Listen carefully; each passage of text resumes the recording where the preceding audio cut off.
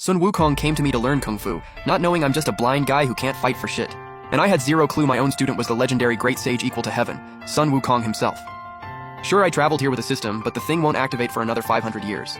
To avoid getting clubbed to death by this monkey, I had no choice but to take him as my student. I knew absolutely nothing about magic or immortal arts, but some wise man once said, "Your body is the foundation of all cultivation." So I looked Wukong dead in the eye and said, "Push your physical body to the absolute limit, and you can walk sideways through all three realms. Master, can this method make me live forever?" On the outside, I scolded him for being dumb. Inside, I was low-key panicking. Look at regular people. The strong and healthy always outlive the weak and sick. Once your body gets strong enough, shaking the heavens is nothing. Moving mountains, draining seas, grabbing stars out of the sky, all fair game. The monkey froze. He thought about it. He only became king of Flower Fruit Mountain because he was stronger than the other monkeys. When he looked at it that way, what I said actually made a lot of sense. This monkey was completely played. So I kicked off the grind. Squats, long runs, push-ups, all of it. Not enough at 100? Do 1,000? Do 10,000. If it doesn't kill you, push until it almost does. I was just casually giving orders from outside. Run a full lap around the island and grab some fruit on the way back so I can check your work. The monkey took off without a word. Came back drenched in sweat after one lap, but he genuinely felt noticeably stronger. He proudly held up the fruit with both hands and looked up at me with puppy dog eyes. What do we train next? I hadn't eaten in days, stomach growling, but I had to stay cool on the outside, so I slowly munched on a piece of fruit. I casually pointed off to the side. Tomorrow, jump in the water and start swimming. Once you can finish a full lap in under an hour, we move on to the next phase. Tonight, I'll run you through a culture lesson. The so-called culture lesson was basically a web novel marathon. Every textbook was a story I'd read before crossing over. Each protagonist was a bigger show-off than the last, and the plot twists just kept stacking. Either way, if he follows the stories and succeeds, I'm a great teacher.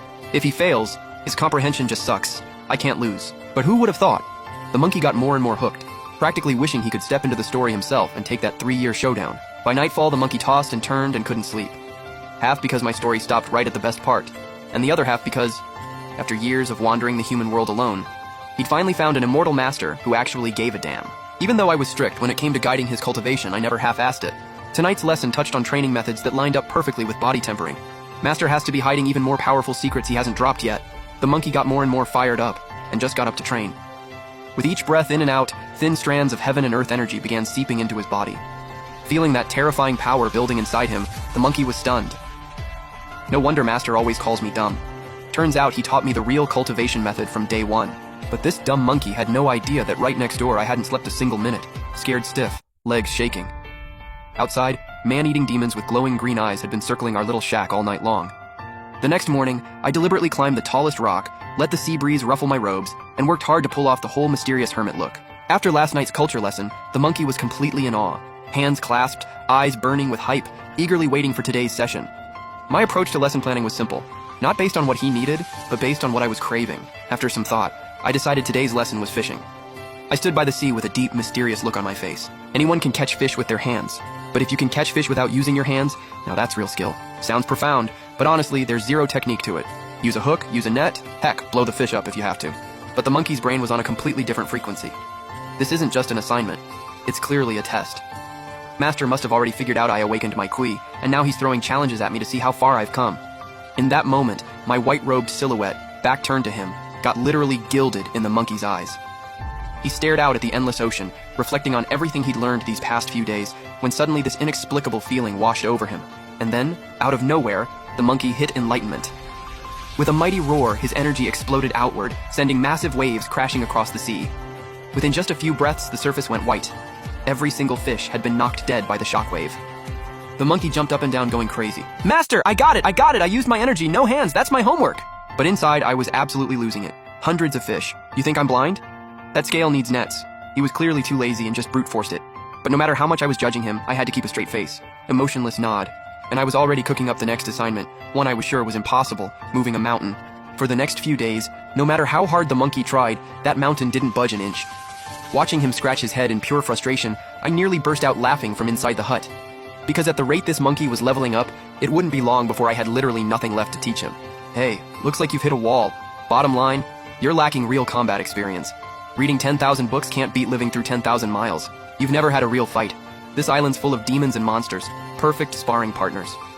The monkey's eyes lit up instantly, and he started cracking his knuckles. He'd been training this whole time just dying to throw hands. I added one more thing. Stay sharp. If you can't win, run. Don't go charging at everyone you see like an idiot. When in doubt, bail. The monkey's eyes went red on the spot. People always say immortals treat mortals like dirt, but Master is nothing like those gods and Buddhas. You actually treat me like family. I was rolling my eyes on the inside.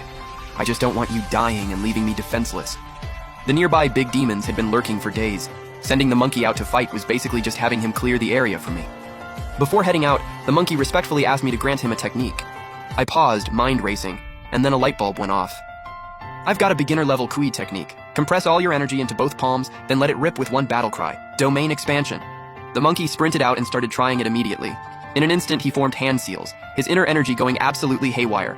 Then, with a thunderous roar, Domain expansion! The space around him warped and bent, and a pitch-black domain exploded outward with him at the center. Inside the domain, the sky and earth went dark. Endless darkness swallowed everything, with only the monkey standing at the center radiating pure golden light. He opened his eyes, pupils reflecting every law within the domain. Within this domain, every single one of his attacks was guaranteed to land.